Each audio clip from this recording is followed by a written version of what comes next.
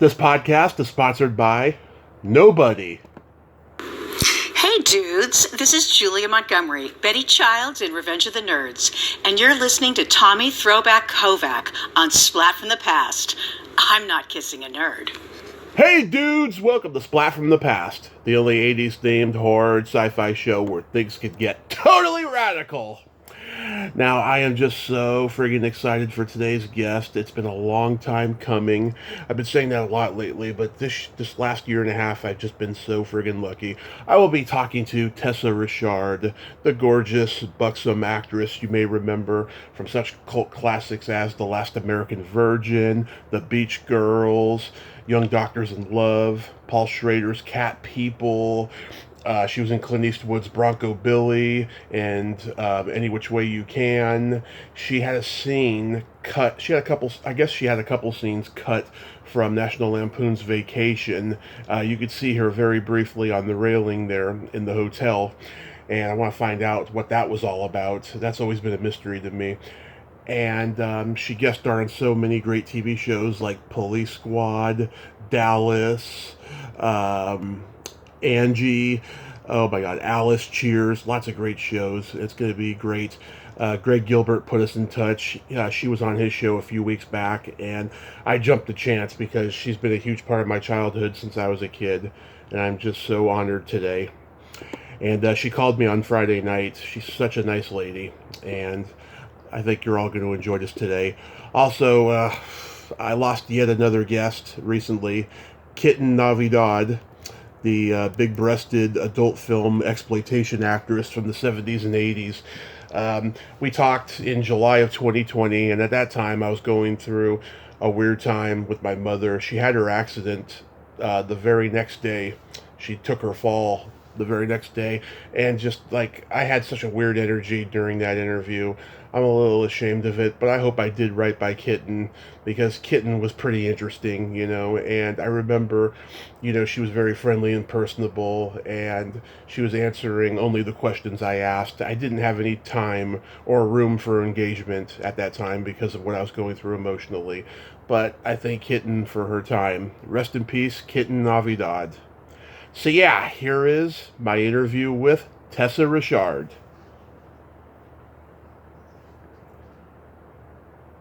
Hello. Hey Tessa, welcome to the show. How are you today? Fine, thank you.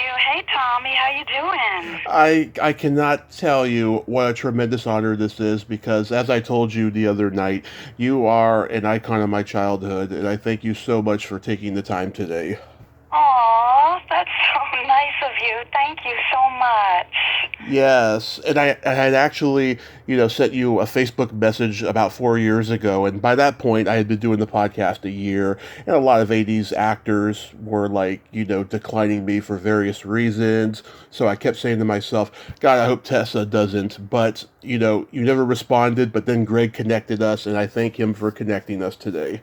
Oh, a lot of times, a lot of people told me that they sent me messages and I never received them. Yeah. And that happens a lot, and it's still happening, so I don't know what's going on. I probably should get in touch with Facebook, because people have said, people even from high school said that they messengered me, and I said, I never got your message, because I at least usually answer people back like yes or no, or, I don't remember ever receiving a message from you. I would have reached out to you. Like if you said you had a podcast or something, I would have gladly, have done it. So I'm really sorry about that. But I did not, as far as I can recollect, I did not receive that message. So yeah, I'm all about timing and fate, and I think the timing is well, I has would have been right. loved to have done it back then or now or any time. When people reach out to me, I usually respond, but I don't remember ever getting a message from you. So, and also another thing is I'm technically challenged. I'll be honest with you. So, when I joined Facebook, like, I didn't even really know how to, like, access Messenger. Like, people are like, this means you have a message, like a personal message. I'm like, oh, it does? Like, I didn't even know what the little icons meant. I'm so, like, bad at that. My daughter, I have a teenage daughter, and she, like, helps me with everything technical. So I may not have even have known I got it, and that's very possible, too. But now I'm a lot better at it than I used to be. So, but I'm sorry about that. That's perfectly fine. The fate worked out, and here we are. Yeah. Oh, well, I'm glad that you reached out to me again. My pleasure. So, going back in time, did you gravitate toward acting early on in your childhood? No. I was actually extremely shy in my childhood, and no one in my family would have ever have thought I would have become an actress because I was very introverted. As you can tell now, I'm very, open and extroverted. But, like, on all my report cards, it said she's abnormally shy. Like, if the teacher asked a question to me, I would whisper it to the child next to me, and they would say, she said. That's how shy I was. But then what happened was, when I was in fourth grade, they had classroom plays. They had school plays, but they had classroom plays. And the class would vote on who got the lead part. And it was a story a long time ago called Pippi Longstocking. Love it. And I don't know if that's still a book today, but when I was a child, that was a big childhood book. And the class voted me Pippi Longstockings, but the teacher said, she can't do the part. She's too shy. But I knew that I could, because I knew that if I became somebody else, I could do it. And so when they took the part away from me, it made me think, I need to change who I am. I need to become more assertive and outgoing. And so then the following year I came back and I was more outgoing. And when we did the classroom plays, I was getting, good parts. And it was over one summer that I consciously changed myself to start to become outgoing. And then I still didn't know that I wanted to be an actress professionally. And then in high school, I was still kind of shy, but, more outgoing.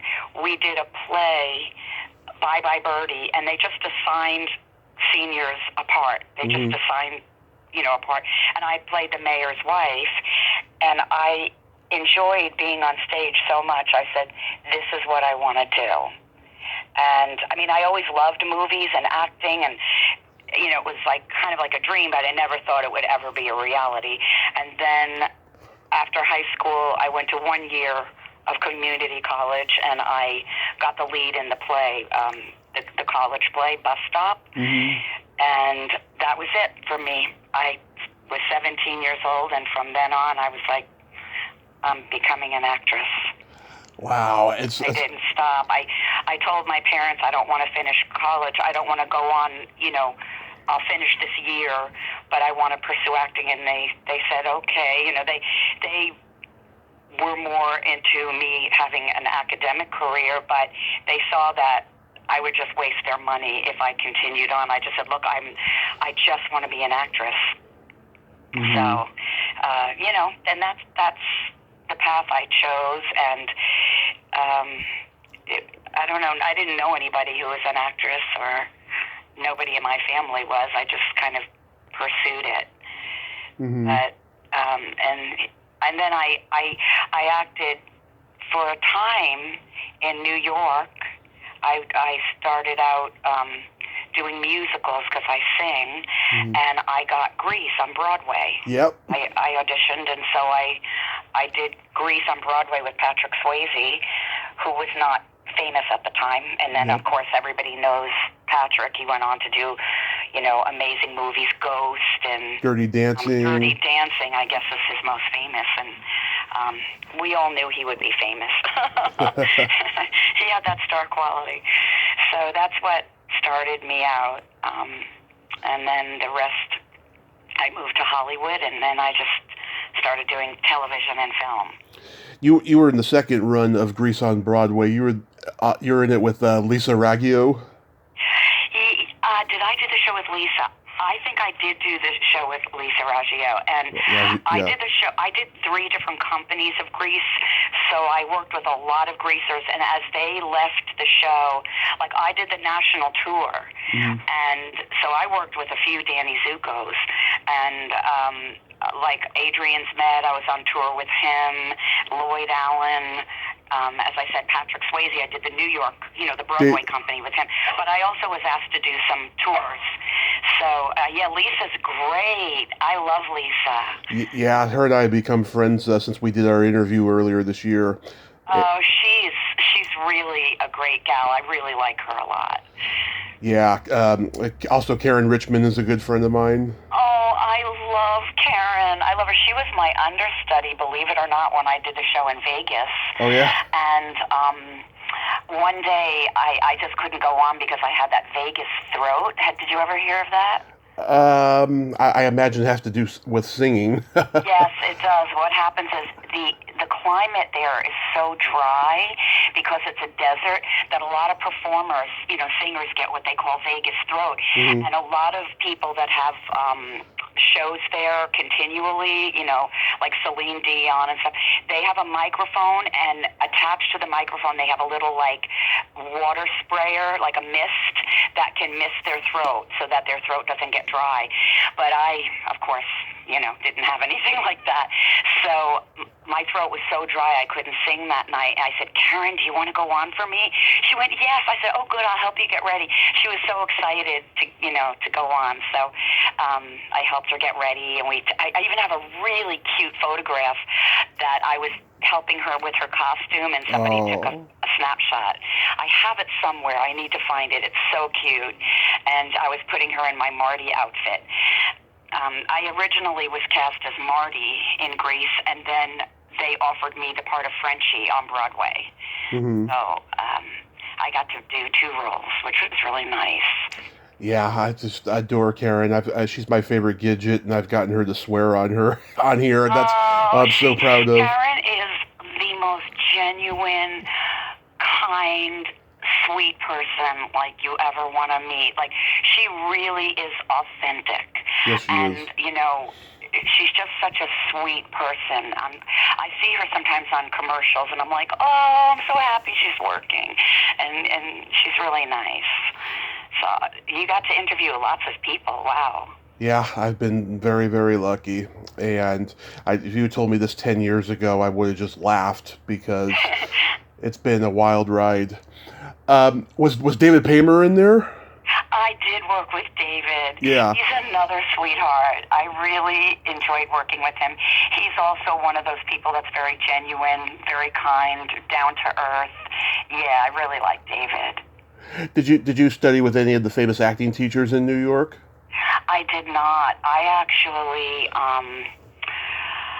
I took voice lessons with Al Greiner.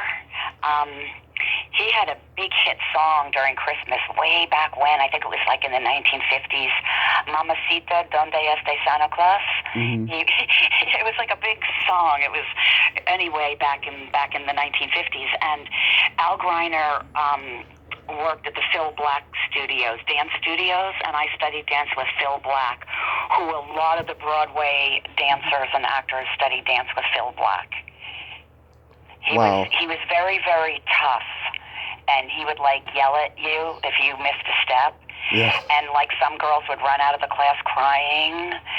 And one day he was like, what are you doing? Because I couldn't get a step, and I started laughing. I don't know why. I just started laughing, and he goes, she's laughing. This one's laughing at me. He goes, you're the one that's probably going to get a Broadway show. Yeah. And I did. He just was yelling, and I thought it was ridiculous, so I couldn't help it. I just started laughing. And I had this real blonde hair, and he goes, oh my God, what a ditz. She's the one that'll get the Broadway show. And it was so funny because I was I wasn't the best in the class. I wasn't the worst. I was sort of in the middle of the pack as far as dancing goes. I was an okay dancer. Yeah.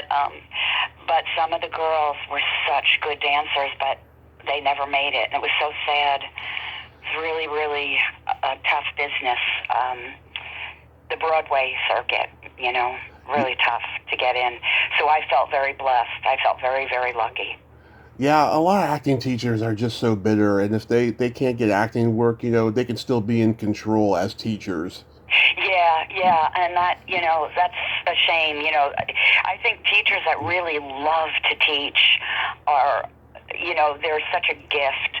My daughter is in drama in school, and her drama teacher is so awesome. Like, he loves it. He really loves it. And some of the alumni from his class have gone on to be on Broadway, and he just enjoys it so much. And you can see that this is a teacher who loves teaching, and that's such a gift. And when you find a teacher like that, I told Izzy, I said, you're very, very lucky to have this teacher. So she's enjoying the drama. My young one. So I was lucky. I kind of got into it through, I don't know what, just a combination of luck.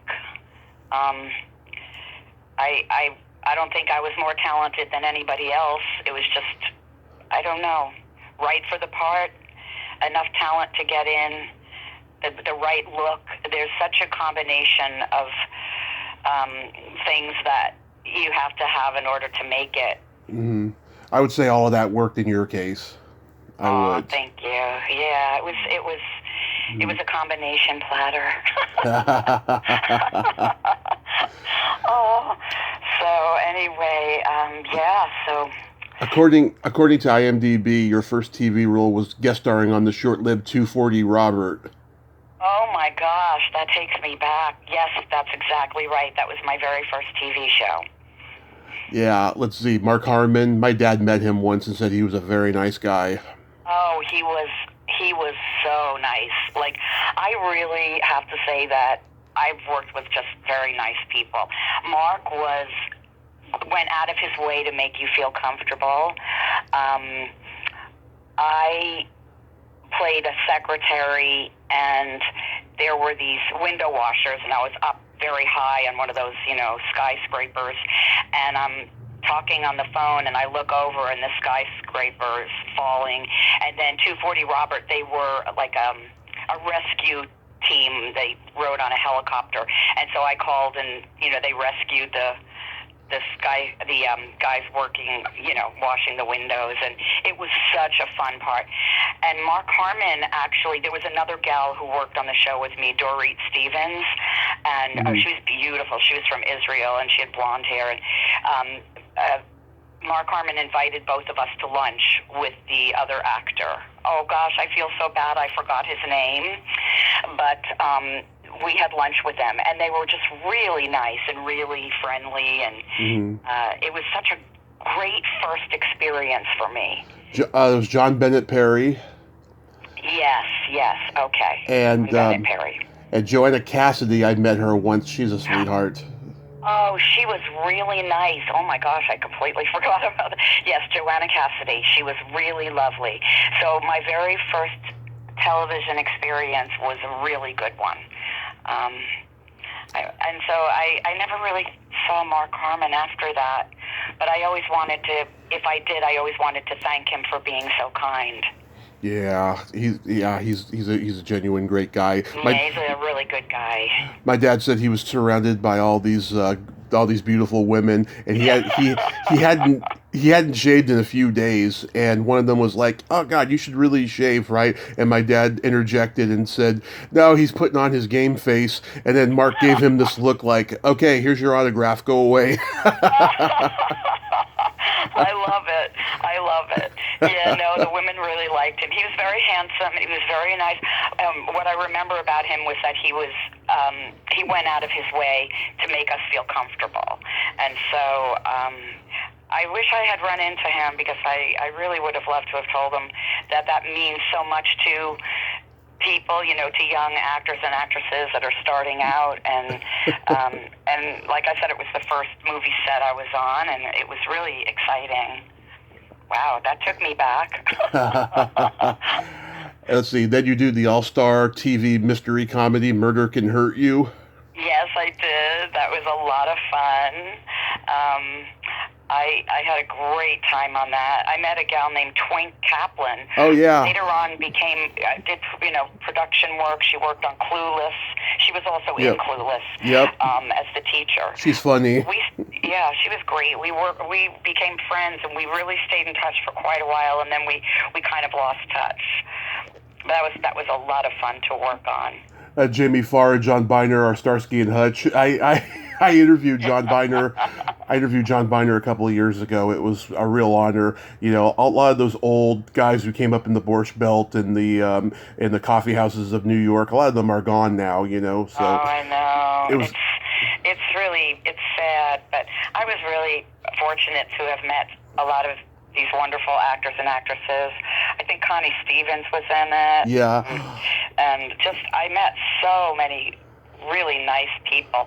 Sometimes I think back and I'm like, oh, wow, yeah, like I worked with that person. Like when I did the Grease commercial, years later I found out that the girl that was in the commercial with me, it was the premise of the commercial was a young guy and a gal go on a date to see Grease on Broadway. And the girl that played the lead girl who was the date was Sharon Stone. Oh, wow. And years later, it was at the 20-year Grease reunion, someone said, oh, you did the Grease commercial with Sharon Stone. And I said, no, I didn't. What are you talking about? I never met Sharon Stone. They're like, yes, Paul Regina, he played the date, but he was also in the cast with me. He played Kinnicky. They said that was his date. And I went, oh, my gosh. I said, that was Sharon Stone? And they went, yes. I went, oh, because at the time I went, this is the prettiest, teenager I think I've ever seen. She's so pretty. And I had a big crush on Paul Regina. Yeah. And so I was like, oh, God, he's definitely going to ask her out. And it was Sharon Stone. I said, oh, wow. And I think back on some of the people I worked with, and I'm like, wow, I worked with that person. It comes to me years later. Mm-hmm. But yeah, that was a really fun movie to be on. They changed the name. I think it was Murder Can Kill You. Then I think they changed it to Murder Can Hurt You. Yeah, it was kind of like a parody of Murder by Death, the Neil Simon movie. Yes, exactly. It was a lot of fun. All these great actors and comedians spoofing the TV detectives, like Burt Young was Columbo and Marty Allen was McCloud. Yeah, exactly. And I think Angie Dickinson, who played Pepper in some Policewoman. What was it? Policewoman. That was it. Mm-hmm. Connie Stevens played Salty. They called her Salty instead of Pepper. Yeah. She was, I think, Policewoman, if I recollect correctly. But yeah, it was a funny movie, and it was actually enjoyable to watch. Some of the things I've been in, I cringe. Yeah. I go, oh my God, I can't believe I did that. And other ones, I go, oh, this is funny, Yeah. How do you get to work with Clint Eastwood on 2 movies? Yes, I did. Yeah. Mm-hmm. I was very fortunate. He was a great guy. Actually, Bronco Billy was the first film I ever did, and Robert Daly cast me, and Clint Eastwood is really such a wonderful man. Mm-hmm. In fact, he asked my agent, well, his company said, put in a call to my agent and said, would love for Tessa to be in this any which way you can. I did audition, but it was just a formality because he had asked for me. He likes to use a lot of the same actors. Well, he used to anyway. He would have a lot of the same actors in his films. Yeah. So I was really fortunate to work with him twice. And he's a real gentleman, and he's just very soft-spoken and down to earth, super down to earth. Just easygoing guy, Oh yeah. So I feel very fortunate to have worked with him twice. He, my dad's favorite actor is Clint. Even though they don't agree politically, my dad loves him. We used to watch his movies when my mom wasn't home. Oh, yeah. I always didn't agree with some of his politics, but I actually, just think he's just a great guy. Yeah. And I always consider myself so fortunate because to me, Clint Eastwood is a Hollywood icon. Yes. Like Clint Eastwood, he is still working in his 90s. It's amazing. Like, he just keeps going, like, not just starring in movies, but directing and producing, and he's been in politics. And I just think he's an amazing person. He just is such, to me, he's inspirational because he doesn't, like, stop. You know, it shows you that you can still work well into your 90s if you're feeling well enough, and that you can still create. It doesn't matter what age you are. Like, he doesn't limit himself. And I really do like that about him. And I've run into him a couple of times throughout the years when I lived in Hollywood. You know, like I ran into him at Whole Foods Market, and I'd be like, "Hi, Clint, do you remember me?" And he was like, "Oh my gosh, Tessa," and he'd give me a big hug. Like, he was just a kind, sweet person. I got to work with him twice. I was really lucky. I love Bronco Billy. I think it's so underrated, and he said that this was his most definitive film in terms of message and point of view on life, and I think that says a lot because he's won like 3 Academy Awards since then. Yeah, in fact, he had said at one point, like, Bronco Billy was, like, one of the most favorite films he's ever done.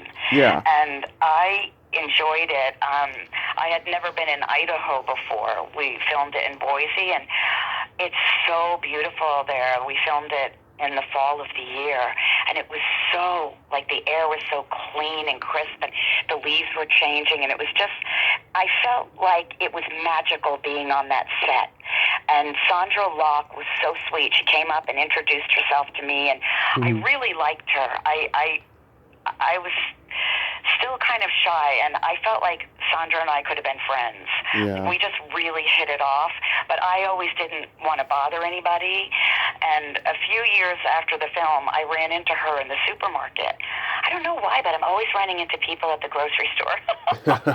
Anyway, she came up to me and she said, "Tessa, if you ever need any help, or you need an agent, like, you can call me, and here's my number." And she reached out to me, and I was like, "Oh, I don't want to bother her." And I never called, and I could just kick myself because I always didn't want to, like, bother anybody. But she was reaching out to me, and, like, I didn't call her. I wish I had, because she was a lovely, lovely person.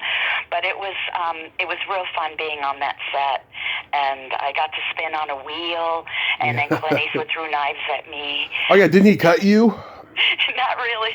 What they did was they put the knife, like, right near my leg, and they put fake blood on it. Yes. And then they spliced it.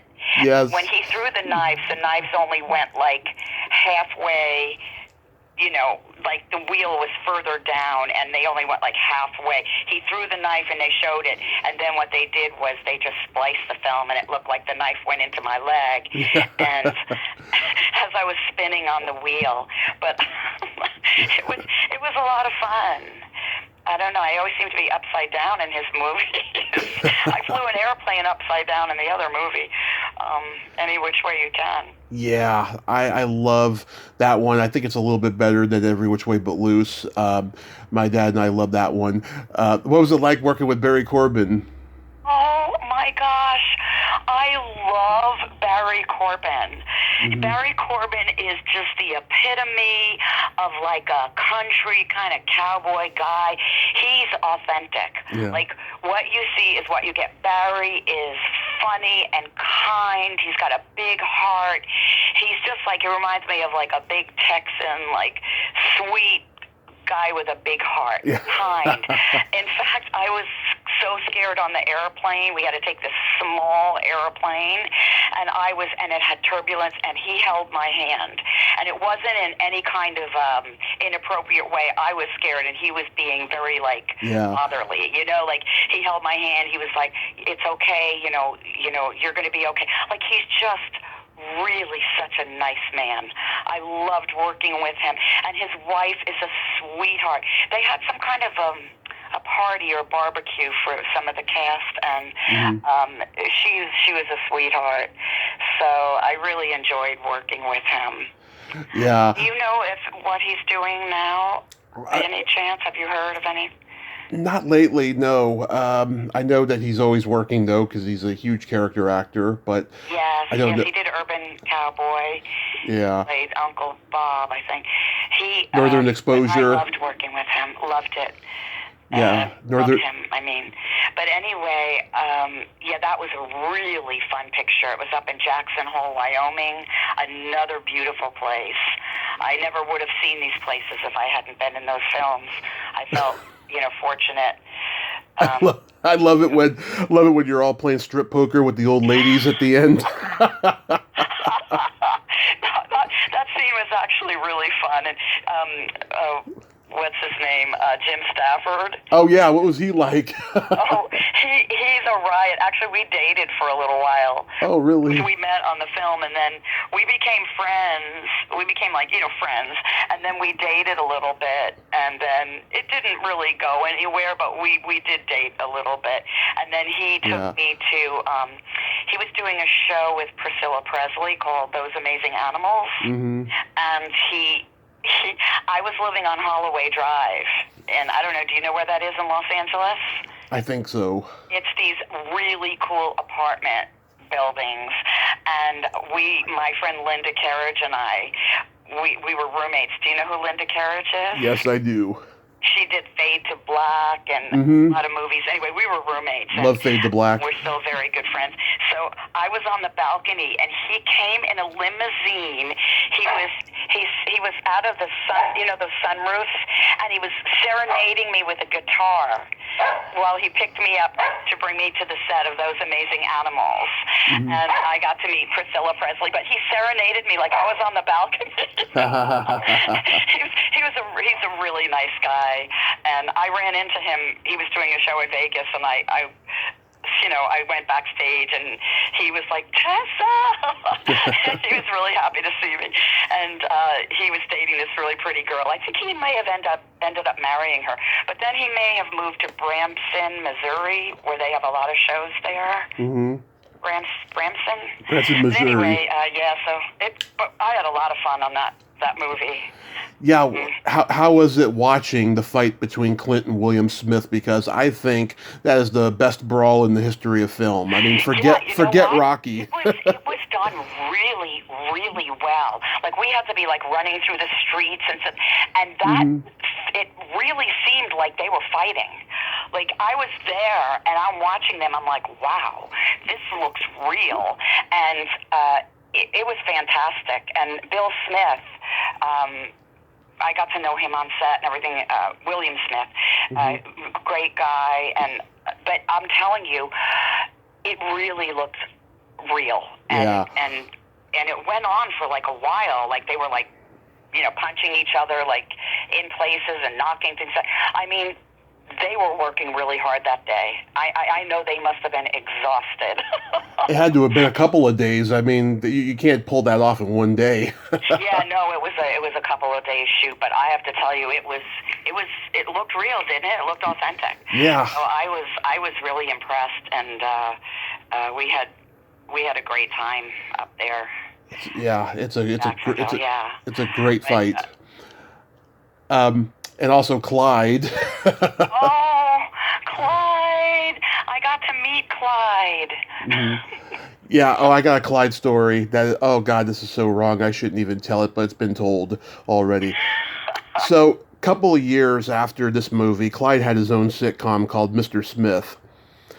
And he's like an orangutan politician or something, right? Oh, I remember that vaguely, yeah. Yes. So Ed Weinberger and Joe Mantegna told this story on Gilbert Gottfried's podcast years ago. There was an episode where Joe Mantegna and this 6-foot Greek actor are kidnappers or something, and they kidnap him. And so they're on set. Mantegna's there, but the other guy isn't, and neither is Clyde. And they're like, where are they? Right? So they go to look, and as they're getting closer to this trailer, they hear, help, help. And they go inside, and I kid you not, Clyde was sexually assaulting this man. No! Yes!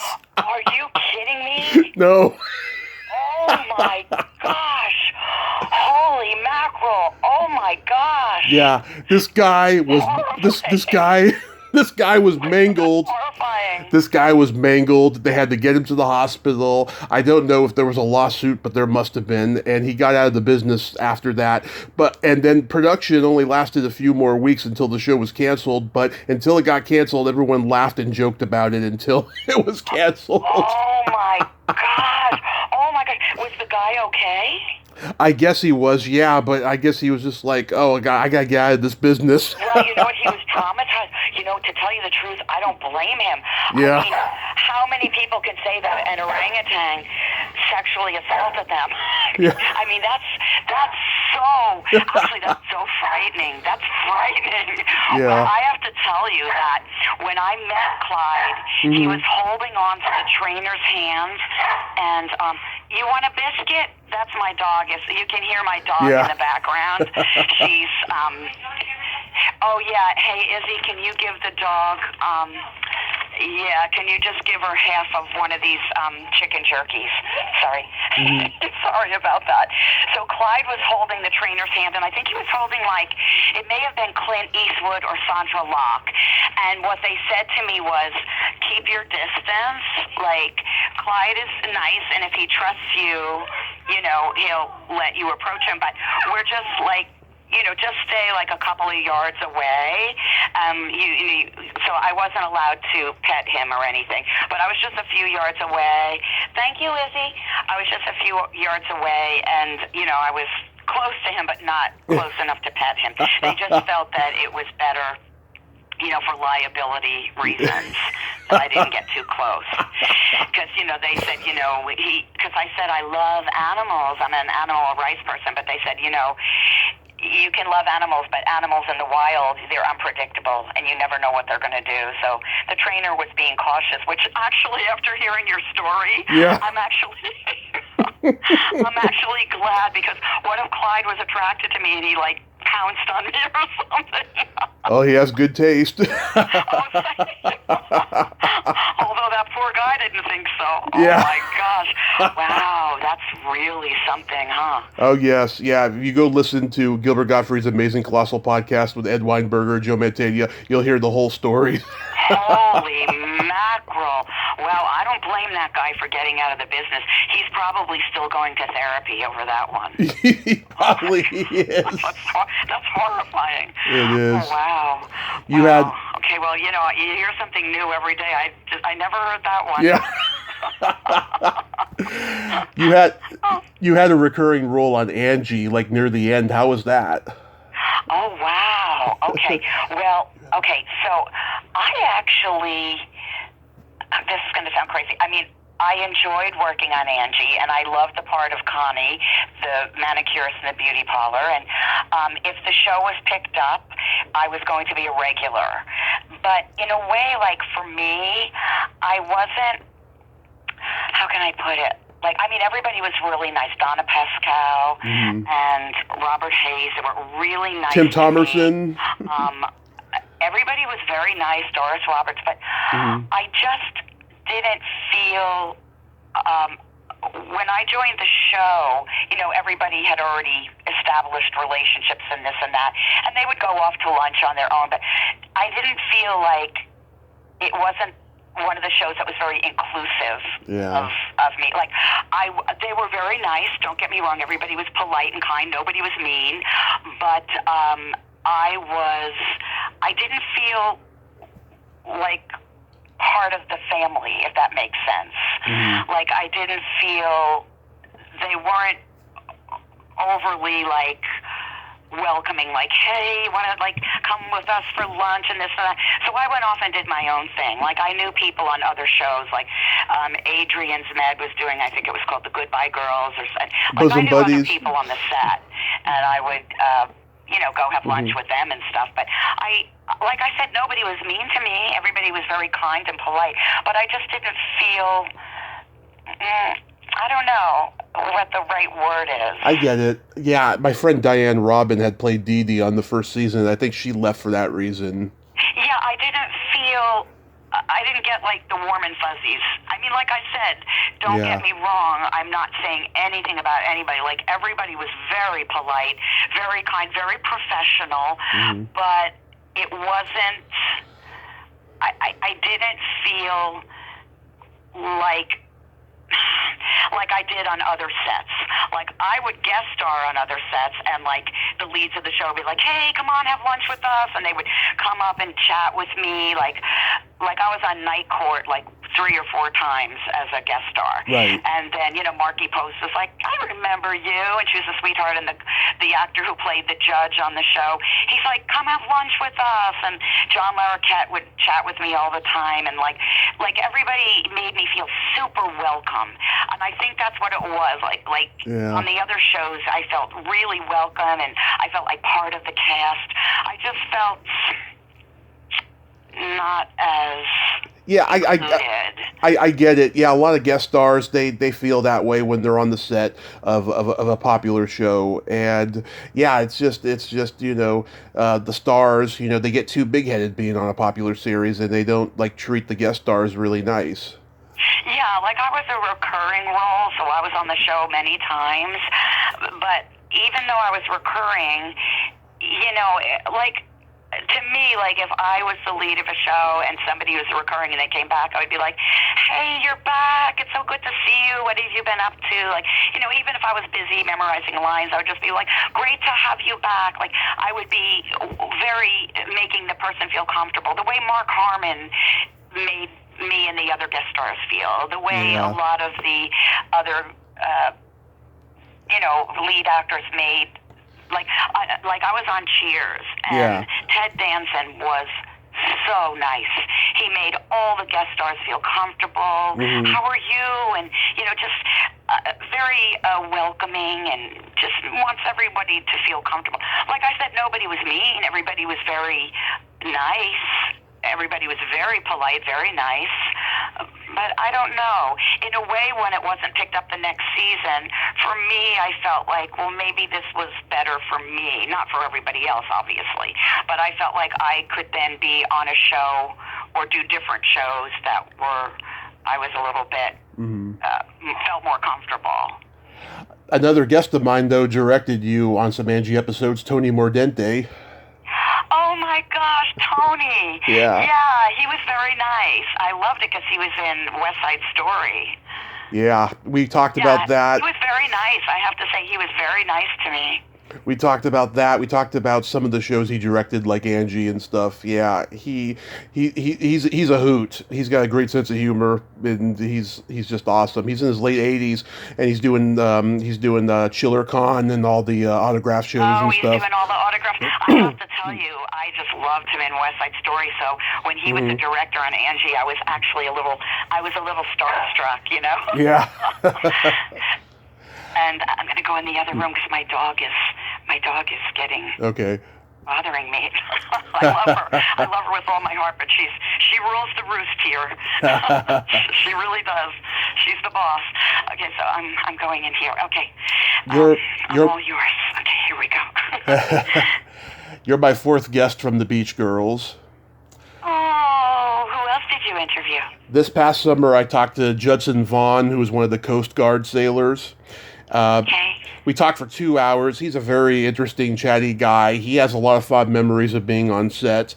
And then two ladies who went on to have huge careers. They had tiny parts in this movie, and funny enough, I didn't bring the movie up to them because they were so prolific. I wanted to talk about other things. Catherine Mary Stewart, who was the first celebrity I ever met at a con, and she's become a good friend of the show, and we've talked many times. And then Corinne Boyer. I talked to her 2 years ago, and I didn't bring this up to her. And I actually asked her this past summer to come back on to talk about it, and she did not want to because, because she looks like she's giving a hand job, but what she's really doing is opening a champagne bottle. I can see why she might not want to. I'm an open book. I talk about anything. I'm like, oh God, but I can understand that. Yeah. Oh my gosh, that movie was crazy. That was Yeah. good. I had a lot of fun though working on that movie as Doreen. That movie was just like wacky, but it was fun being on the set. It was another set that you just had a lot of fun on, like Last American Virgin. It was a lot of fun. On We'll get into that. Beach Girls. There were some, like I said, there were some shows I had more fun than others. No one, like I said, even though I didn't feel like super comfortable on Angie, nobody was mean to me. It was still, people were still very kind and polite. You know, I can't really say anything bad about anybody. You know, I really haven't had any terrible memories, although one of the directors on Angie did reprimand me in front of the whole cast because I was late coming back from lunch, but it was because, oh gosh, I don't know if I should say this on a podcast, but I don't even know if I should say this, but it wasn't my fault. I had, you know, female cramps. I think, you know. Yes. And I was not well, and I had gone to the ladies' room because I was in just terrible pain. I had something years ago called endometriosis, which a lot of people didn't know about back then. I was really one of the only girls I knew that had that, and it was excruciating pain. And I can remember just like doubled over. And Deborah Lee Scott came to look for me, and I said, I'll be back. And the director's name, I think his last name was Tracy. And, you know, I came John back, Tracy. And he basically like yelled at me in front of everybody. You know, you're late. You made everybody wait. We're doing a read-through. And I said, and I didn't say anything. I said, I'm very sorry. I apologize. After the read-through, I went up to him and I explained what happened. I said, I was very sick. And he said, oh, and he got very embarrassed. He goes, I'm sorry. But I never got, like, nobody in the cast knew, like, you know, and I felt really embarrassed, and nobody knew the reason, and I wish that he had told people, you know, I owe Tessa an apology because she was very sick legitimately, and, but he never did that. He never said anything. He just embarrassed me in front of everybody, and so it was like adding insult to injury. Yeah, that's awful. And he was one of the directors that was there all the time. So I think that's probably another reason why I probably wouldn't have liked to have been a regular, even though I would have made great money. Yeah. But I did end up dating Paul Pape, who was a friend of Donna Pescouse. He came down on the set and we met, and he was in Saturday Night Fever as Double J. Yeah. And we ended up dating for a little while, and we became friendly. He's a great guy. Nice. So that was really nice meeting him. And I'll tell you who was really nice to me was Robert Hayes. Oh, yes. I met him at a con once. I wanted to ask him questions, but he kept asking me questions. He should be an interviewer. But yeah, Robert Hayes was a doll. And Donna Pescow was very nice, too. She just sort of like had her group of friends and like went off with them. But she was very, very, very nice. Yeah. I think people just like were into their own thing, and they, you know. Yeah. But yeah, so that's the only, I would say, the only negative experience I've ever had being on a set. That was probably the only thing I can really think of. But yeah. but the Beach Girls was a lot of fun, as you said. Oh my gosh, so much fun, so much fun. I had a blast on that. You had some great lines too. You think I can? When James Doughton's playing guitar, you're like, you think I can try something? And he's like, don't ever try the accordion. I forgot about that. And then, oh my gosh, yeah. I haven't seen that movie since it came out. Yeah, and then I forgot all the lines and stuff, but it was pretty funny. Yeah. Some of these movies that are these lower budget movies become cult classics. Like, people really enjoy them. Like Last American Virgin, I had no idea Yeah. that it had this whole new audience of young people because they were playing it on VH1, and I had no idea. And so I was like, oh my gosh. So when I was signing autographs at the Chiller show, these young people were in line, and I said to them, like, how do you know about this movie? And that's when they told me, it plays on VH1 all the time. We love this movie. And it has a great 80s soundtrack, and we just love the movie, and I was really surprised. Yeah, we're going to get to the Virgin in a moment, but like another great line, you tell Deborah Blee, if I had your face, I'd never be wearing clothes. And then she says, thanks, Doreen, in a very adorably or over-the-top way.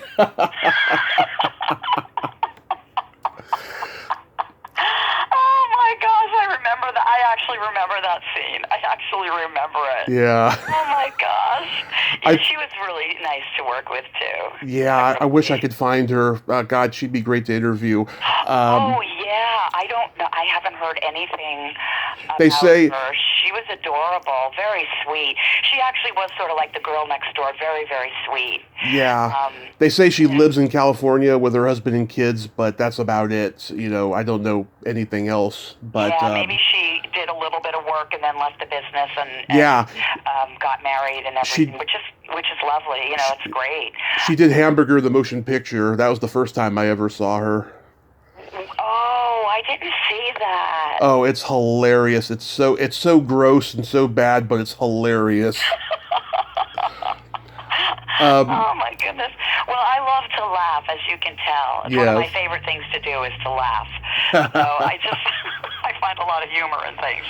But, I think Bert. Yeah, I definitely, would love to know what happened to her. And the two girls. Gina Keogh, she's a reality star now, and the other girl disappeared. Nobody knows what happened to her. Gina. Yeah. Gina, she was a playmate. Yeah. She was actually in my exercise class.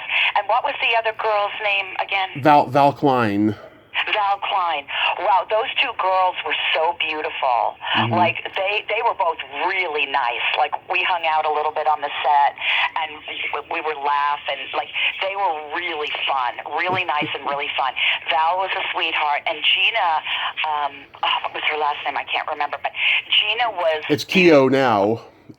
Sorry? It's Keogh now, but back then it was Thomasina. Thomasina, yes, exactly. She was I believe she was in my Richard Simmons exercise class.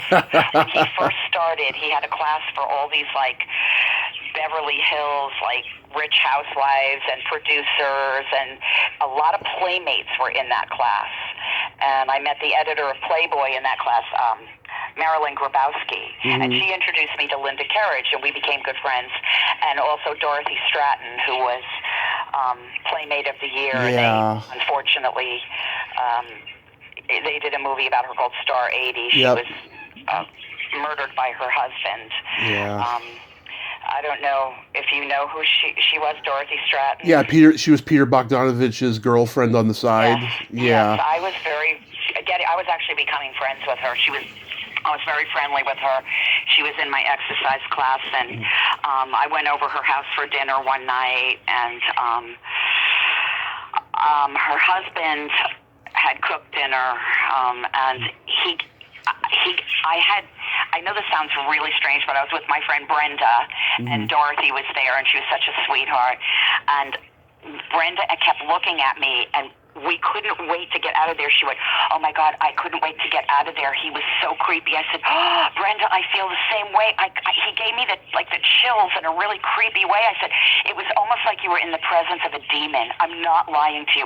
And Brenda and I were like, oh God, we got to get out of here. And we were like, poor Dorothy, I can't believe she was married to somebody like him.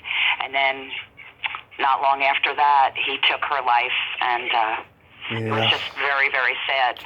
But I met her in my exercise class, and Gina was in the class, and all these different Playboy bunnies and playmates were in Richard Simmons' exercise class. It was a really interesting class. We all took aerobics and got in shape, and anyway, what a crazy time. Yeah, so with The Last American Virgin, you're my sixth guest from it. Diane was my first guest, and she's become a good friend. Love her. Kimmy's been on here twice. I met her at a con once, and she's so funny. She's got no filter, and she's just hilarious. I love Kimmy too. Joe's been on here. He's a sweetheart. Winnie's been on here, and this guy who played on the soundtrack, this band called Fortune. I talked to Mick Fortune, who was the drummer for the band, and I have a signed picture from Diane and Kimmy right next to my bed. Oh, yeah. I have to say that I absolutely love everyone on that movie. Yeah. Everyone in that movie was so nice and so fun to work with. Diane is so funny. Mm-hmm. I never realized how funny she was. She's a sweetheart. Yeah. And Winnie and Kimmy and Steve Anton was a very good friend of mine. That's how you got the role, right, from him? Yep, I got the role through Steve. He said there's a part open, and the name of the character is Brenda, which is his mother's name, and his mother was my manager for a while. And I went to meet the director, Boaz Davidson, and I met him, and I got the part. It was like as simple as that. Steve's like, "You're going to get this part. Don't worry about it. I know you are."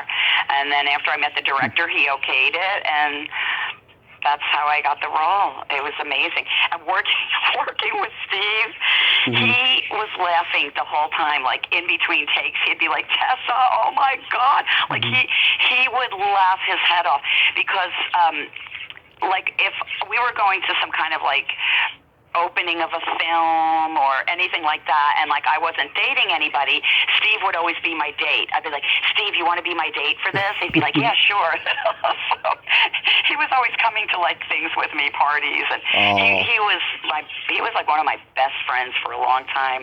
I'm back on Facebook with him now, but we had lost touch for a while. Yeah, I mean, he's the asshole in the Goonies, you know? Yes, he is. He was good in that. Yeah.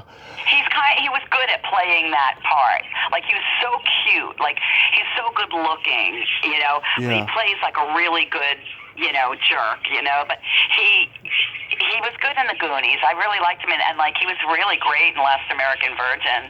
Yeah. But, you know, it's sad, you know, the ending in a lot of ways for Lawrence Monason, you know. Yeah. In case anybody hasn't seen it, I don't want to ruin the ending if they ever decide they want to go back and look at it. But it's actually a very heartfelt picture. I've been watching this movie since I was 10 on TBS Superstation. It's a movie I can always relate to because I was rejected by girls a lot in school, you know. And so I could... Isn't it brutal being young and a teenager and trying... Oh, yeah. It's so brutal. I could always relate to Gary in that, and that's why it's my favorite teen movie, you know, because I thank God that... A lot of young people will be able to relate to that. Even girls who were always, you know, looked over in school because...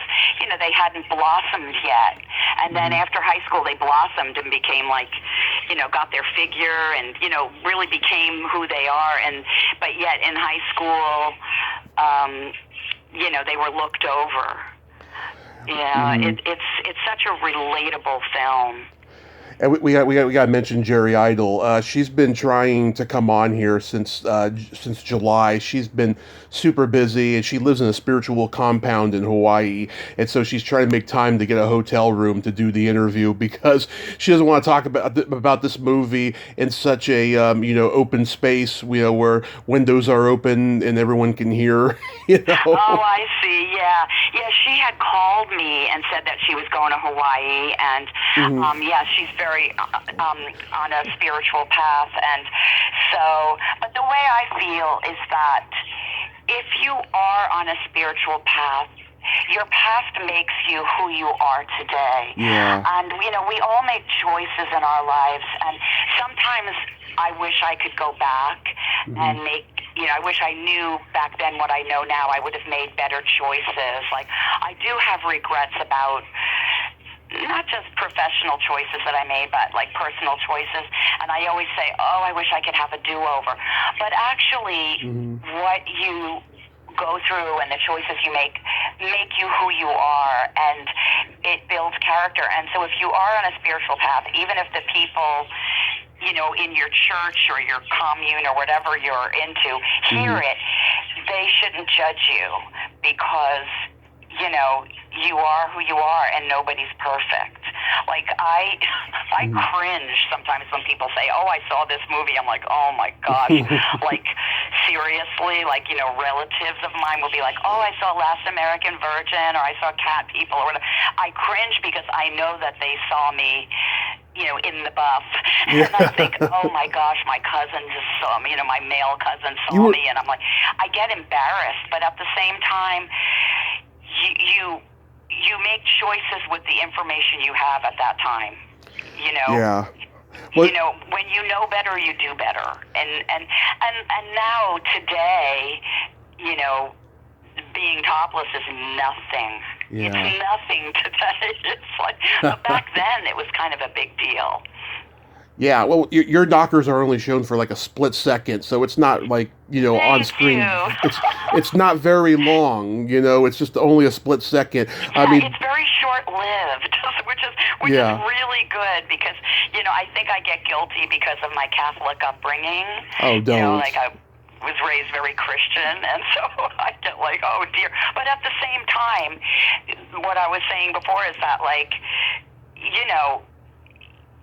I think, like, if you are on a spiritual path, like, and if people are still judging you, then you say, hey, you know what, like, have you never done anything in your life that you're unhappy about or ashamed of? Mm-hmm.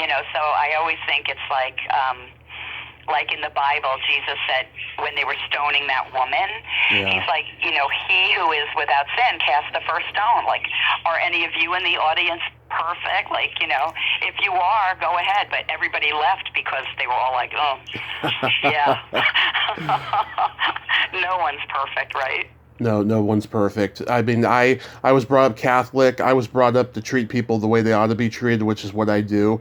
But my sense of humor is very bawdy. I support consensual nudity on screen and porn and all of that stuff, And I've been a member of the swinger community. I've done lots of imperfect things, But and that's why I feel like people shouldn't judge as long as nobody's hurting. Mm-hmm. Like, in other words, like, children and animals, as long as no one's hurting a child or an animal, because they're helpless and they're, they can't speak for themselves. So, like, children and animals must always be protected. However, like, if two consenting adults, want to do something, they're two consenting adults. But like I said, I always am a big protector of animals and children. Although with Clyde, I'd be scared of him. Yeah. With Clyde, I'd be like, I'm going to go the other way. Sorry, Clyde, I've got, like, errands to do. Bye. But yeah, I always say,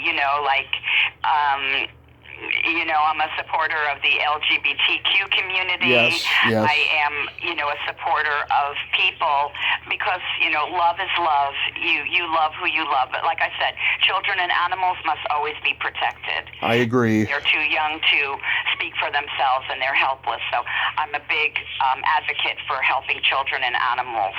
But two consenting adults, Absolutely. I don't have a problem with people that are grown-ups. They want to, whatever, but like, as long as they're not hurting an animal or a child. So I've spoken my piece. I've told everyone this, the infamous scene where the boys are measuring their penises. Oh my gosh, I forgot about that. Yes. Me and my friends, we reenacted that scene. No, you're kidding me. Nope, I'm not kidding. Is it art imitates life, or life imitates art, or maybe it's both? Well, it was intentional because I saw the movie uncut finally when I was about 12 or so, and I said, hey, I brought some measuring tape. Let's do this, And we didn't get caught or anything, but it was fun. Oh my gosh, that's hilarious. That's hilarious. Well, it's funny, like you said, you mentioned you were raised Catholic, and I was too, and it's really strange because, like, growing up, I've had so many contradictions or, struggles because, one part of me is saying, no, that's not right. And then the other part of me is saying, no, that's okay. Like, Yeah. so I felt very conflicted with doing, like, Last American Virgin or Beach Girls or Cat People, Mm-hmm. with my Catholic upbringing. I had a very strict Catholic upbringing, so part of me was like, this is not, I shouldn't be doing this, and the other part said, oh, well, the scene calls for it, and I'm an actress, and it's okay. So, like, like, one part of my brain is saying one thing, and the other part is saying the other. It's like, do you ever see the cartoon, and you've got, like, the devil on one shoulder and Yeah. the angel on the other? Yeah. So it was like that for me a lot in my life, going, should I, shouldn't I? Should I, shouldn't I? Oh, I definitely have a conscience when I do certain things. Yeah, that's for sure. Yeah, because you can't help the way you're raised, and it's a part of you, and it's in you. So I always felt very conflicted about certain things. But, then I made the educated decision, and like I said, you only make the decision with what information you have at the time, and you do as well as you do because that's all you know at the time. Later on in life, you might have different life experiences that change your point of view, and probably today, if they asked me to do the films with the knowledge that I have today, I probably would have said no. I probably would have said, I'll do the film, but I'd rather be like in lingerie, Right. like sexy lingerie. Like Winnie told me that when she was doing that scene in Last American Virgin, they wanted her to be braless. Yeah. And she said no. And they said, well, it's in your contract, and we could sue you. And she said, go ahead, I don't have any money. And she wouldn't do it. But I wasn't strong enough. I was too scared. And when I said, no, I don't want to do that, I'd like to come out in my bra, they said, no, we'll sue you. And I got scared. I thought, oh, they're going to garnish my wages on everything I do. And I got scared, because I just thought it was a standard contract, and I signed it because I didn't have an agent look over the contract for me. I just signed it. So, because my agent didn't get it for me. So I caved and said yes, but when he said, oh, I just said no. I said, oh my gosh, I wish I knew that, but, what are you going to do? That is awful. I'm sorry you had to endure that, but I will. Yeah, but that's okay because, like I said, you live, you learn, and the funny thing is, that's probably one of the most popular films I've ever done. Yes. It's and people don't care. They're like, oh, so what? It's not a big deal. So I'm like, okay, so, it ended up working out fine. Yeah. So then you enter horror territory with Cat People. How is working with Paul Schrader? Because he's an interesting mad genius of a guy. You know what? I've had people say that they've had, like, not trouble with him, but, like, I don't know what the right word is, maybe friction or something. But I didn't at all. He was really nice to me. He was super, super nice. He was very down to earth with me. He's different. He's different. Like, I went to the audition, I remember, and I sat down, and he just kind of stared at me. And I was, like, looking around, and there was a bird cage, and there was, like, a fake bird on the bottom of the cage. Like, and so I said to him, what happened to the bird? It was fake. It was a fake bird. And he goes, and he said something really strange, like, bird died of fright or something. But it was a fake bird, you know what I mean? Yeah. I went, oh. I said, okay. And then I was really quiet. And he didn't really say much to me. He just asked me a few things and that, and we chatted a little bit. He said, okay, well, thanks. I said, okay, thank you. Nice to meet you. I left, and I got the part. And I told my agent, I said, I'm really surprised. He didn't really have me read anything or anything. I was just really shocked. I just got the part. So I thought, I was like, okay. But that, I have to tell you. Cat People, Last American Virgin to me was funny. Beach Girls was funny. Like you said, I was topless. I just covered up real fast. Yeah. You only saw me for like a second, without my top on. And then, but with Cat People, I felt extremely self-conscious. extremely self-conscious. I felt so uncomfortable. And to this day, when someone says, "Oh, I saw you in Cat People," I cringe. I do. I cringe. I want to hide under a table. Yeah, it's been a while since I've seen the movie, but did you get killed in it? I do. I get mangled because Malcolm McDowell's character, when he gets turned on physically, he turns into this Black Panther, and then he kills the person. And so he's conflicted because he doesn't want to hurt anybody, but at the same time he has these urges. And so you see me and I'm all torn apart. Like I'm torn apart, like my body parts are all over the room and there's blood all over the wall, and it made me uncomfortable. I'm wrapped up in a bloody sheet, and it made me feel really creepy. But I will tell you this, Malcolm McDowell was so kind and sweet, and he made me feel very, very comfortable. He went out of his way to make me feel calm. He said, "Don't worry about it. I know you're feeling, very exposed, figuratively and literally." He said, "But my wife, who was Mary Steenburgen at the time, he said she did a nude scene, a complete nude scene in, was it Harold and, no, it was Melvin and Howard, I believe it was. Melvin and Howard. He said, and she was very uncomfortable about it, and she was very conflicted. And he goes, and I told her, just do it. Be proud. Like, this is the part you're playing. And he said, look, she's an amazing actress, and if she can do that, you can do it. And I said, okay. And Malcolm McDowell, thank God that he was the way he was, because I would have been a wreck. Wow. I was really like, I almost turned it down. Yeah. But I ended up taking it because I was really broke at the time. I needed the money too. The only death I can remember is Ed Begley Jr. He loses an arm. Yes, Ed Begley Jr., yes, And Annette O'Toole was in it. She was very sweet. Lynn Lowry, who I've interviewed, she did not have a good experience on the movie. Oh, she played the hooker. Yeah. She had to fall downstairs and everything. Yeah. I wondered if she was okay. I can't remember that part, but she said, she didn't get along with Schrader. Oh, wow. See, I didn't have that experience. I can understand it, though, because he was more of, he was an interesting man. He was, I don't know if the word is quirky.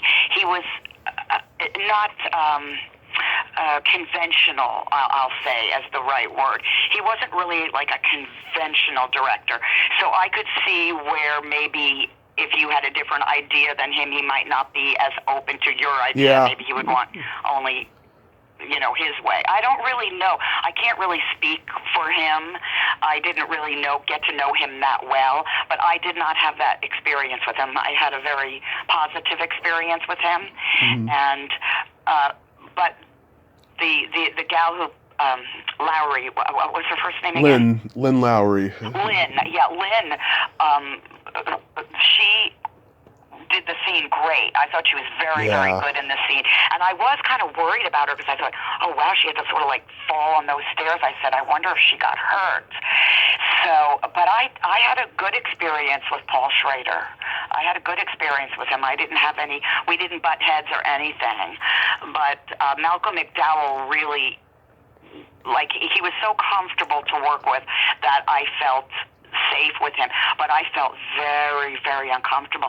But a lot of, the photographer on the set of Cat People, he was the still photographer on the set of Bronco Billy, and he remembered me, and he said, Tessa, listen, he said, you are still a classy woman. And he said, I remember you on Bronco Billy. He said, you're a good actress. And he said, I know you feel uncomfortable right now. He goes, but hold your head up high.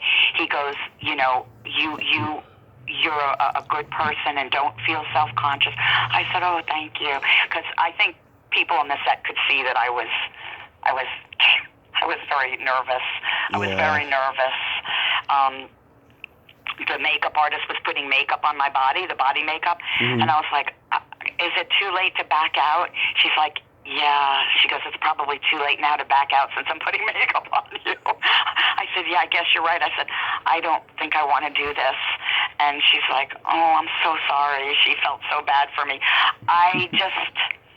Back then, I just sort of followed what my agent told me to do. That's what they all did, unfortunately. Yeah, back then I felt very intimidated, and I didn't really, like, now I'm an advocate for myself, and I stand up for myself, and I say no. Now I have no problem saying no, but that's after years of experience of, becoming a whole person. Back then I was still learning, I was still experiencing life, and I just listened to my agents.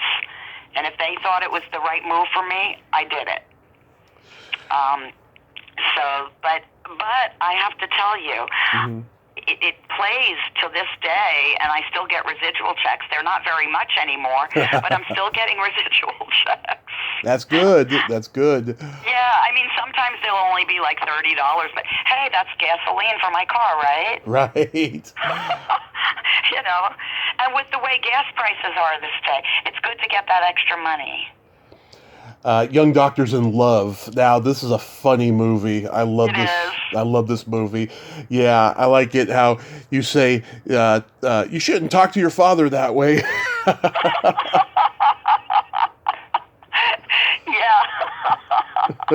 Oh my gosh, that movie was so fun to be on, because Gary Marshall, the director. Yeah. Oh my gosh, what a great atmosphere on the set.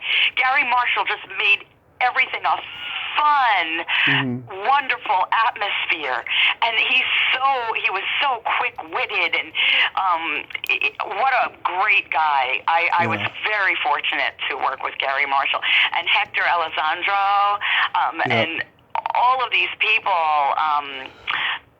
Michael Richards is the hitman. Michael Richards from Seinfeld. He is hilarious. Yeah. Can I tell you? Yeah. He is actually just so funny in person. Everybody on that film was just funny, and the set had like I said, such a great atmosphere. And it was fun. It was a smaller role, but I had a great time on that film. So much fun. Yeah, Paul Stanley from Kiss had a scene that was cut out, I read. Who was it? Paul Stanley from Kiss. Oh, Paul Stanley, of course, from Kiss. Oh, I didn't know that. Yeah, I don't remember working with him on the set. He's in the waiting room in his Kiss makeup, and he has a microphone stuck in his mouth. Oh, okay, I vaguely remember that. I only saw the film when it first came out. Like, I haven't seen a film in years and years and years. Like, I don't watch myself on anything. Jerry... Actresses, they'll like, have, video footage, or they'll have the movie. Like, I never put my stuff on, ever. I know. A lot of actors are like that. Yeah, I don't know why. It makes me uncomfortable. I don't know. I never do. Like, if something comes on TV, I might look at it for a few minutes. I'll look at it for a few minutes, and then that's it. Also, this was like one of the first movies Jerry Bruckheimer produced. Oh, he's a really classy guy. Yeah. Jerry Bruckheimer, I remember him. He was on the set of Cat People. He came down on the set. Yeah. And he actually was very respectful. That's the one thing I remember about him. He didn't like leer, or he didn't say anything inappropriate. He wasn't creepy in any way. He was very respectful. He was a gentleman. That's what I remember about Jerry Bruckheimer. A really nice man, very professional. If I could sum him up in words, I would say he was a gentleman, a very professional. Very nice guy, Jerry Bruckheimer. That's good. I remember when you guest starred on Police Squad. Oh, God. Yes, I did love working with that St. Bernard. Yeah. Oh, my gosh, what a great dog. And I hate to say it, I forgot the name of... Who, Leslie Nielsen? No, Leslie Nielsen was great. Oh, my gosh, he's a riot. He was really funny. He did some things on the set that I was, oh, my God. Oh, what, his whoopee cushion? He had like the whoopee cushion, and he would like press it and make people think that somebody, passed gas. Yeah. And then, unfortunately, I remember one of the costume ladies got really irritated. She goes, now all the guys on the set are really passing gas, and it's disgusting. She got really mad. I was like, oh my gosh. He was just a practical joker, really fun, very, very fun to work with, though. Leslie Nielsen was really sweet to work with. And the guy who played my husband on it, Rudy Solari? I'm sorry? Was it Rudy Solari or Patrick St. Esprit? It was one of those two. I think it was Patrick. Yeah. He was really good-looking guy. He was dating Linda Blair at the time. Oh. Remember The Exorcist? I've met Linda. She's not very nice. Oh, she isn't? No. Oh, my gosh. Well, he was dating her. That was his girlfriend. Because I thought, oh, gosh, he's a cutie pie.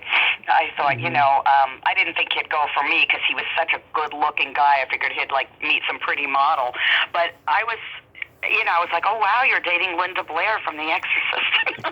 I was like, that's because everybody remembers her from that. I'm sure she's done other work. Yeah. But, that's the one film everybody remembers, that film just freaked me out. She's scary in that, yeah. Wasn't it creepy? Oh, my gosh, that film. I was really young when I went to see that film. We got in, we were underage, but the guy at the movie theater booth, he let us in. And I was like, oh, I wish he didn't let us in. This movie is so creepy. I didn't sleep for weeks. But anyway, but that movie, that set was a lot of fun to work on, and everybody was super nice. Everybody. Joe Dante directed that episode? Yeah, so nice. And I was also directed by, I don't know if it was when I was doing Angie, or maybe he came on the set.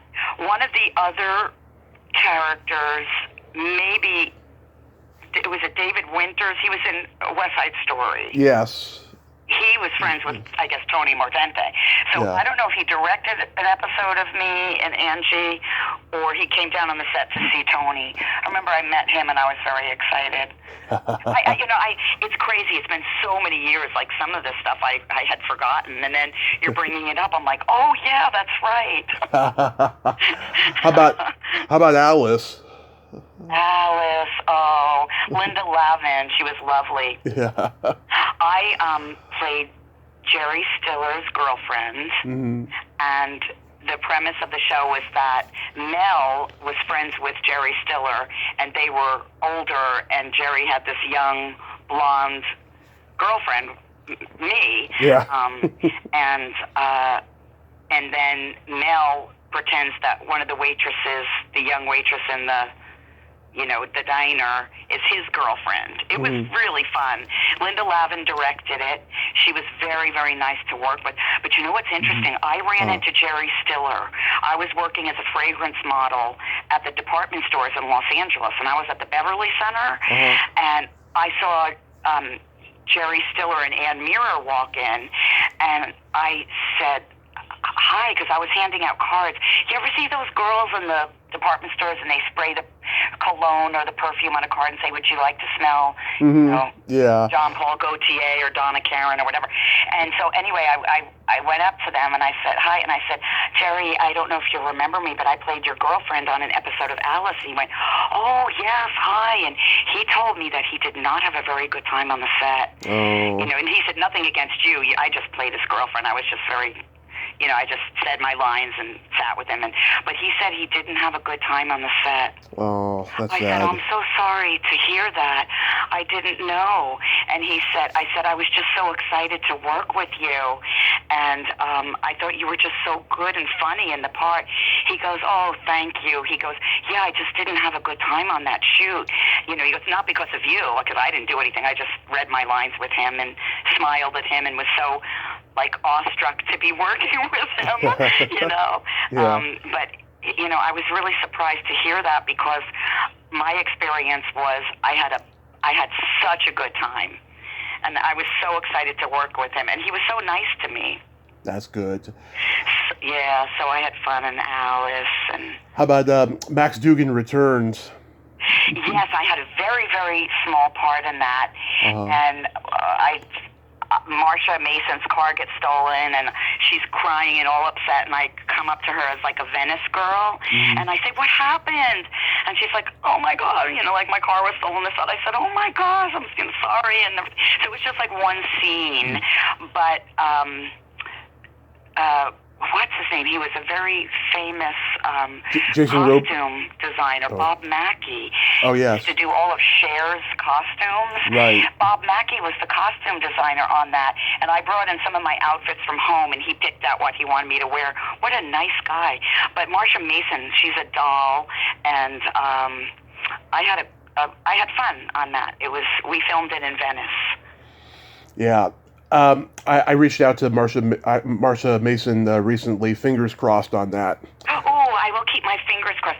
She won't remember me. I just had like one or two lines in a scene with her. Like, she won't remember me, but I sure remember her, and she was very, very nice to work with. I was very excited to just even be on the set, be on the set. Because originally I was up for the Dodie Goodman part of the neighbor, the nosy neighbor. Nice. They didn't know if they wanted to use a younger, because I was young at the time. Yeah. They didn't know if they wanted to use like a young person in their 20s, like I was, or they wanted to use like an older lady, and they decided to go with like an older woman next door. And so because I didn't get the role, they offered me the small part. And I said, I'll take it. I'll take it. I'm not proud. So, yeah, that was a lot of fun. Now, I have a mystery I want to solve. For years, I have always wondered why you were standing next to Rusty and Audrey in National Lampoon's Vacation. Everybody wanted to know that. Like, all my friends were like, are you going back to doing extra work? Yeah. And I said, no. I said, I have two scenes, one with Anthony Michael Hall and one with Chevy Chase. And they were two really cute scenes with them, and they got edited. And they were on the editing room floor. But I did another podcast recently. Greg's podcast? Greg Gilbert. Yeah. And I was telling him that I was kind of glad that I ended up on the editing room floor because I played a prostitute, and I have to at the hotel where the Griswolds are staying, and I propositioned Chevy Chase, which I didn't feel uncomfortable about.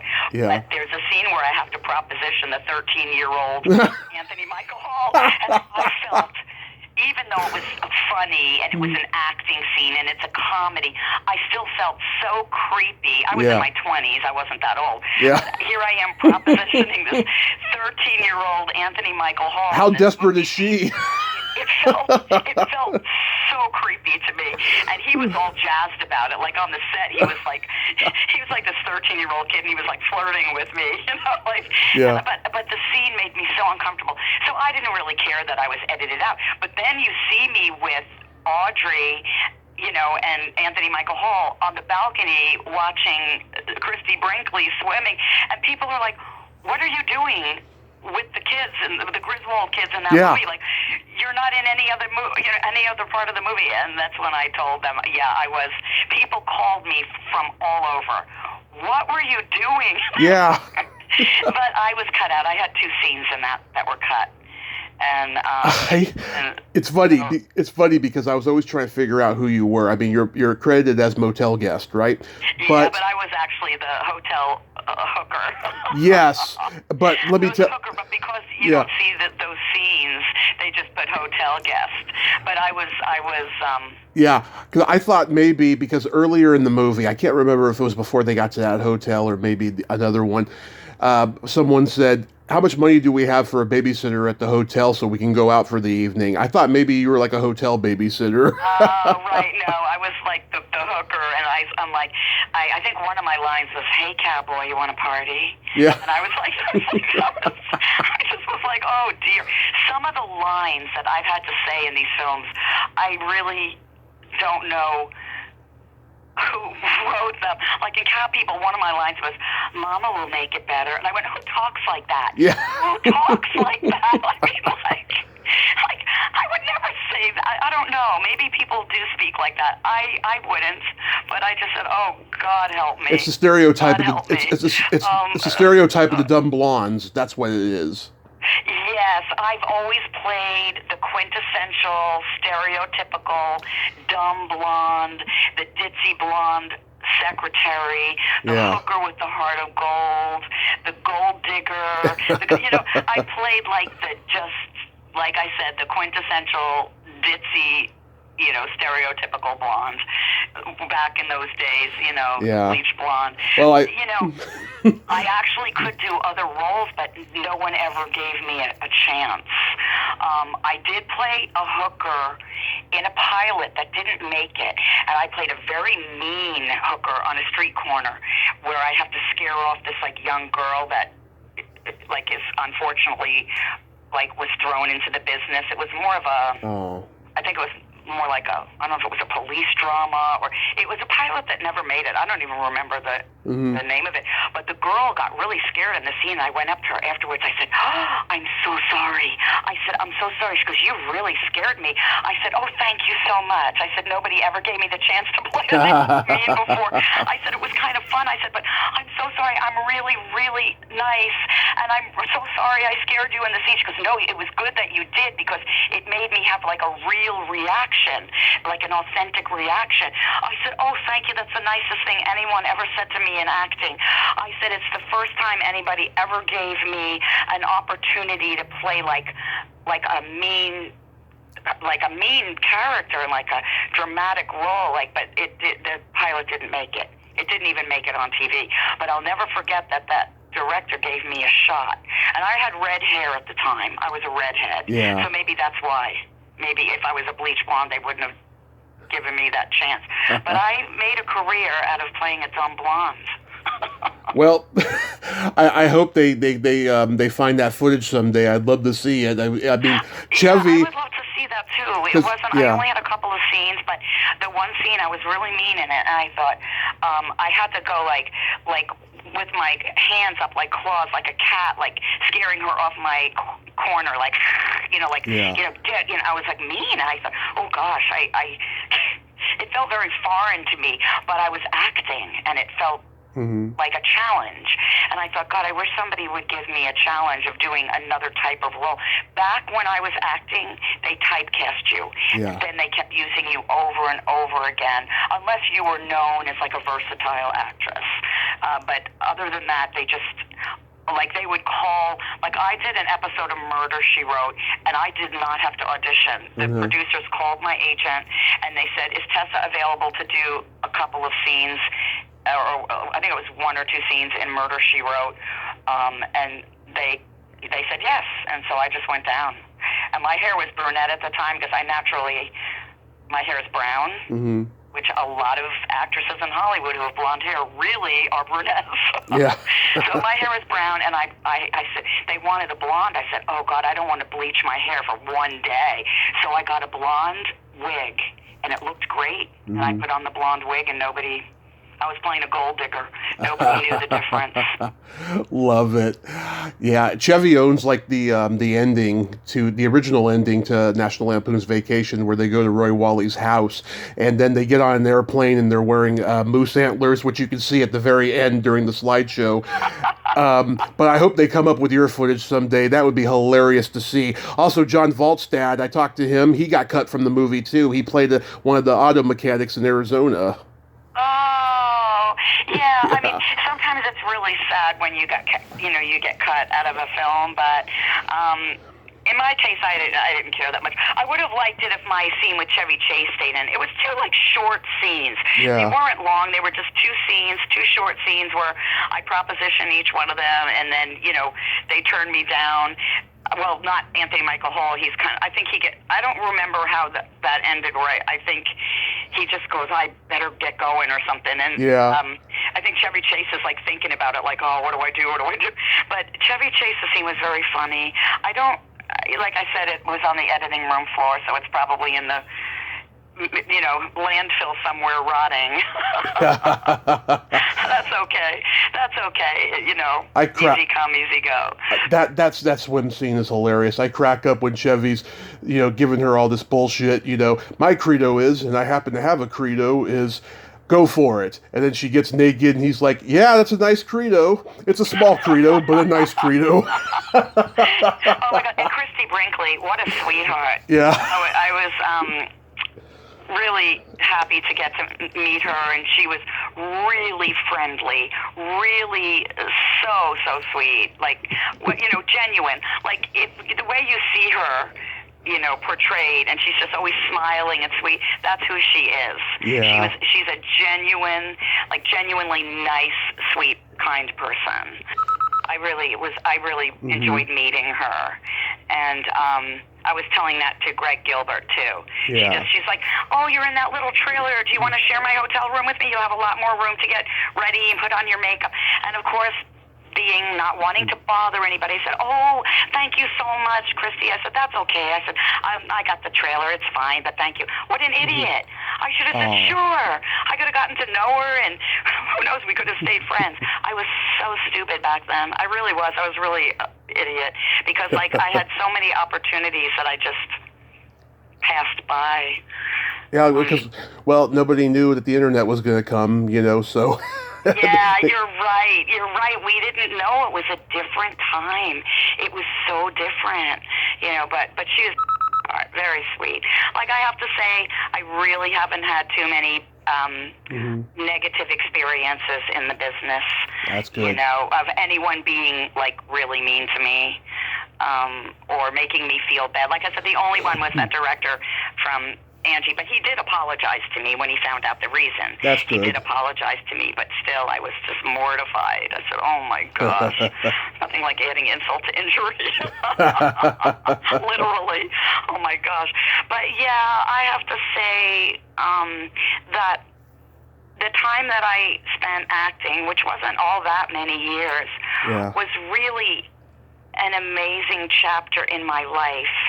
And even though I was conflicted about some of the roles I took, I really had positive experiences and met so many amazing people that I wouldn't have gotten to meet, just if I had a regular job. So I feel very fortunate, and I don't know what's going to happen when my daughter graduates high school, which is pretty soon, and she goes off to school, college. I thought about maybe trying to get back into it. You should. Of course, I'd get parts now, older roles, because I'm older, but, maybe doing commercials. I see Karen Richmond all the time on commercials, and, maybe try back into it, but I don't know. We'll see. We'll see where my path takes me. Everybody has a path in life, and everybody has so many different chapters in their lives, and I try to embrace all the different chapters in my life, all the different experiences. Real quick, do you have a good story about Three's Company?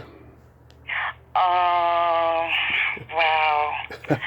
Yeah, I will always have really fond memories of being on Three's Company. It was just, I really had like one or two lines, but John Ritter and I hit it off so great. Like, we had some mutual people that we knew, people in common that we knew. Dorothy Stratton was one. I told you about her earlier. She was in They All Laughed, a movie, a Peter Bogdanovich movie that John Ritter was in. And Sean Farrar, Audrey Hepburn's son, I knew him. I actually had a couple dates with him. And Blaine Novak, who was in They All Laughed. And we knew some mutual people, and we just hit it off.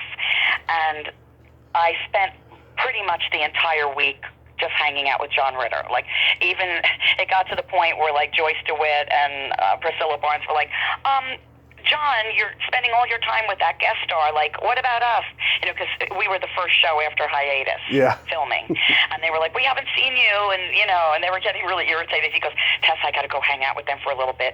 He goes, I'll be back. And we just hit it off like friends. But at the end of the show, like, he's like, we really want to like stay in touch with you, but you know, people are going to get the wrong idea and everything like that. And he said he was married at the time to Nancy, Jason's mom. He said, you know, Tessa, if I hadn't met Nancy, he goes, it would have been you. Oh. He goes, I'm happily married and I love my wife. He even said, I'm hot for my wife. That's what he said. He goes, I love my wife. He said, but I'm going to tell you right now. He said, if I hadn't met Nancy and I wasn't married to Nancy, he goes, we would be together right now. He said, but if we stay friends, like he goes, I don't have a reputation. He said, I don't have a bad reputation. He goes, you can look at all the, those tabloids that they had at the time, the Inquirer and all that. He goes, they don't see one bad thing about me in any of the tabloids. He goes, because I don't have a bad reputation. I only, have a good one. He goes, and I wouldn't want people to get the wrong idea. Like if we're out having lunch, people make something out of something. So he actually called me at home after the show wrapped.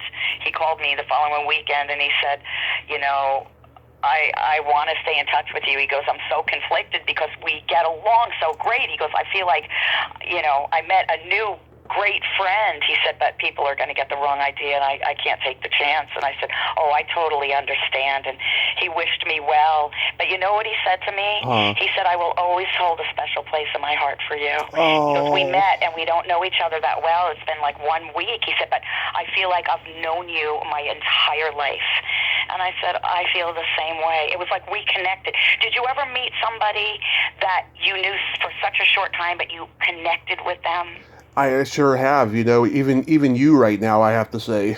Oh, me too. I feel very comfortable with you. I knew, like, if we met in person, we would become really good friends. Like, I could tell. I think so. And that's how it was with John. Like, John and I, like, from the minute we met, we just clicked. We became, like, instant friends. And he just said that he was really sad that he couldn't stay friends, but he said, I know that this would just lead to, people taking photographs and saying things. And he said also the other thing was, he said that he was attracted to me, and he said he didn't want anything to happen down the line. You know what I mean? Like if we were friends, like he said, I don't want anything to happen down the line. And I said, no, I said, John, I would never, number one, let that happen because, I respect. One thing I have to say is I always respected people's marriages. I always did. And so I said, I would never let that happen. I said, but you're right. Why put temptation in front of us? You know what I mean? Why tempt fate? And so he made that decision. He was a very spiritual guy. I would not say he was religious, but he was spiritual.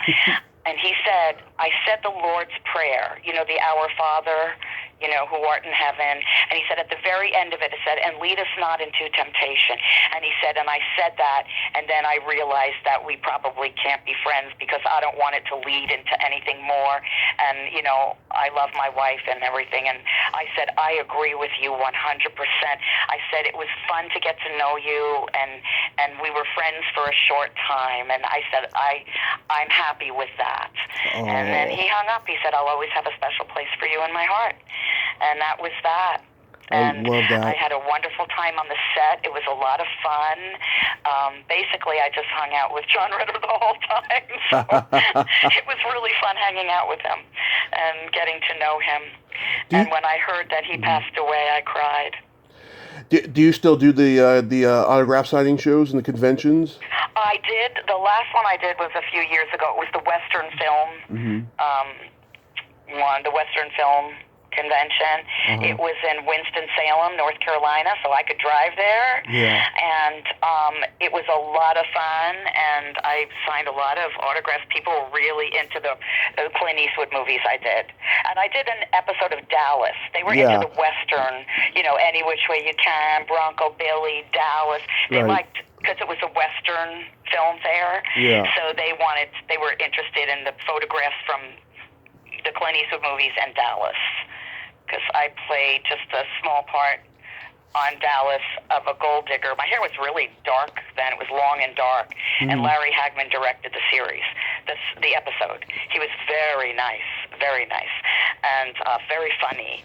But I did very well at that, but I haven't done one since. I haven't done one in a long time. So just running my little business here, and like I said, maybe get back into it, the business.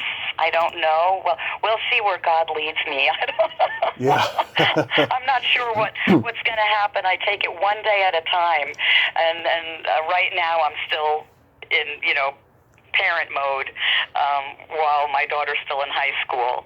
So I still want to get her through high school, and then after that, I'll have to figure it out. But I'm definitely open to going back to show business. We'll see.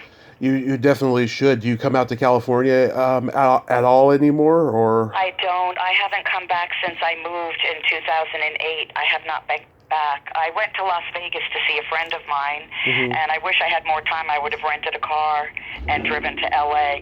But I think one of the schools my daughter is interested in is in California. So if she gets accepted, I might just move back to be near my daughter, and then, I know so many people in LA. I miss them all.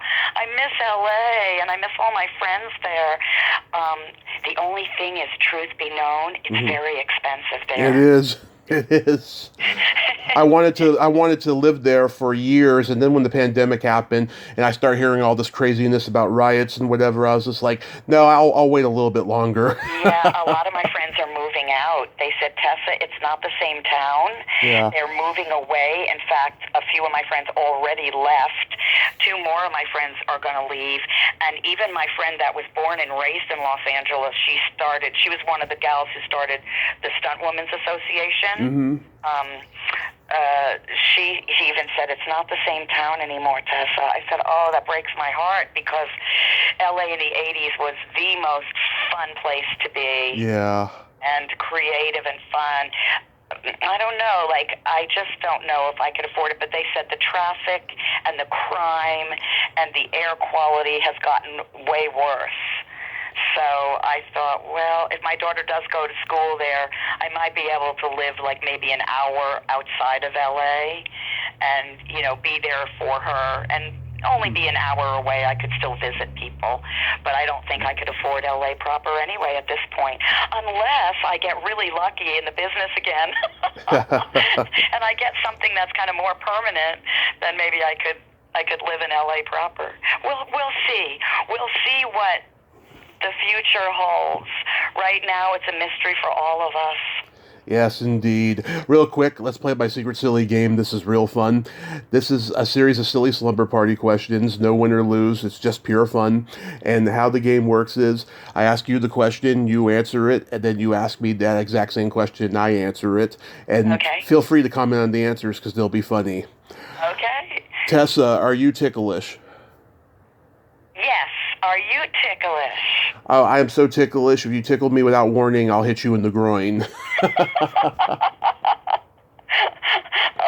I probably won't tickle you then if I ever meet you in person. just let me know first, Okay.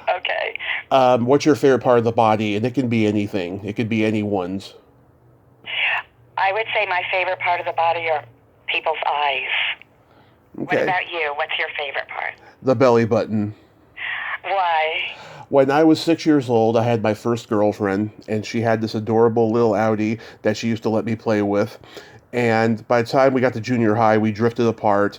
And in high school, we went to different high schools, and she was always the girl that kind of got away, And I tried to get in touch with her years ago, and she was all fucked up from drugs and a loveless marriage and whatever.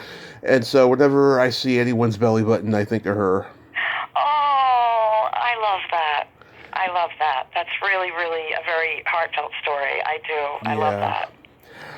But what color are your toenails painted? Lavender. Love it. Are your toenails painted any color? Right now they're not, but last time they were purple with sparkles. I was going to say black. I don't know why, like a dark color. I was going to say like black or dark.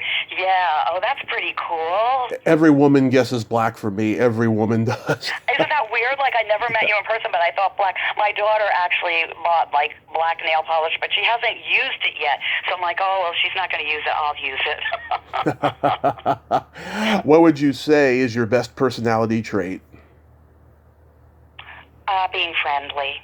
You are very What about friendly. you? What's your best personality trait? I have empathy and I have no filter. Oh, I like both of them. I actually like people who tell it like it is, and I like people that have a lot of empathy for other people because that shows a kind heart. And Yep. I also, like you, show a lot of empathy towards people. But I was shy, but this is going to be a contradiction. Mm-hmm. Even though I told you I was shy, I was friendly though. Like if somebody smiled at me, or I smiled back and said hi, and I got voted friendliest girl in high school. Oh, that's good. Yeah, but I love that compassion that you have and the empathy. That's beautiful. Thank you. And then my favorite question, is there a stinky smell that just makes you gag? That's interesting.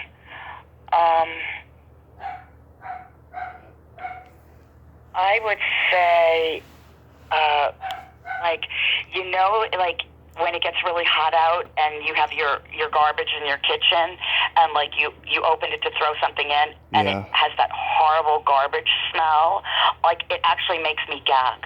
Like I'm like, oh, Yeah. like it's really, like in the summertime, even though I have air conditioning in my house, like I use a lot of fruit, like bananas and things like that, Mm-hmm. and that kind of stuff. When in the garbage in the summer, it doesn't smell good. You have to put your garbage out a lot. And so that makes me gag. What about you? Either farts or feet. Well, I run a daycare, so I change a lot of dirty diapers. Oh. So I'm kind of used to that dirty diaper smell. So if I gagged from that, I would have to stop being in my business, you know what I mean? Yeah. Because that's a big part of my business is changing diapers.